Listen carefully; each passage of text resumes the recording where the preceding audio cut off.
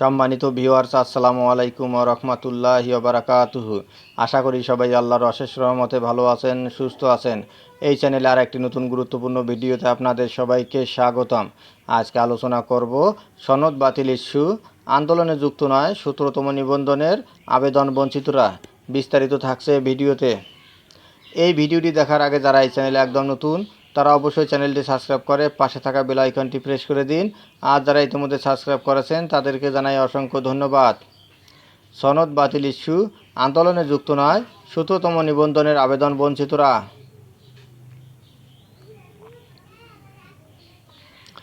১ থেকে ১৭তম শিক্ষক নিবন্ধনের সনদের মেয়াদ বাতিলের আন্দোলনে যুক্ত নয় ১৭তম শিক্ষক নিবন্ধনে উত্তীর্ণ হয়েও আবেদন বঞ্চিত ৭৩৯ জন। বিষয়টি নিয়ে সংশ্লিষ্ট সকলকে সতর্ক থাকার আহ্বান জানিয়েছেন ভুক্তভোগীরা।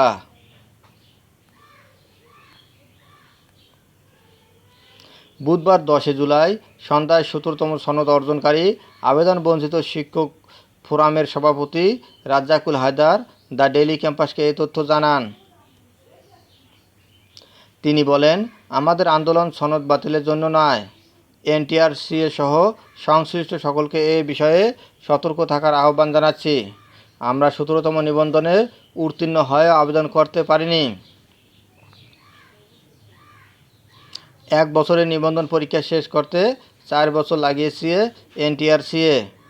করোনার প্রকৃত ভুক্তভোগী আমরা। বিশেষ গণবিজ্ঞপ্তি কিংবা অন্য কোনো উপায়ে আমাদের আবেদনের সুযোগ দিতে হবে। রাজ্জাকুল হায়দার আরও বলেন, আমাদের সংগঠনের অনুমতি ব্যতি রেখে যদি কোনো সংগঠন বা দল আমাদের ১৭তম নাম সম্বলিত ব্যানার ব্যবহার করে তবে আমরা আইনগত ব্যবস্থা নিতে বাধ্য থাকব। এর আগে গত সোমবার ১ থেকে ১৭তম নিবন্ধনধারীদের ব্যানারে জাতীয় প্রেস ক্লাবের সামনে সংবাদ সম্মেলনের আয়োজন করে এনটিআরসিএ নিবন্ধিত নিয়োগ বঞ্চিত শিক্ষক ফোরাম। সংবাদ সম্মেলনে আগামী ১৫ জুলাই এনটিআরসিএর সামনে অবস্থান কর্মসূচি পালনের ঘোষণা দেওয়া হয়। আন্দোলনে কোনো প্রকার অপ্রীতিকর ঘটনা ঘটলে যারা ১৭তম নিবন্ধনধারী আবেদন বঞ্চিতদের হয়ে প্রতিনিধি করেছেন তারা কেউ দায়ী থাকবে না বলে আবেদন বঞ্চিতদের পক্ষ থেকে জানানো হয়েছে। ধন্যবাদ জানিয়ে বিদায় নেওয়ার আগে আবারও অনুরোধ জানাই, যদি ভিডিওটি ভালো লাগে এবং সর্বশেষ শিক্ষামূলক আপডেট ভিডিও পেতে চান তাহলে অবশ্যই চ্যানেলটি সাবস্ক্রাইব করুন। ধন্যবাদ সবাইকে।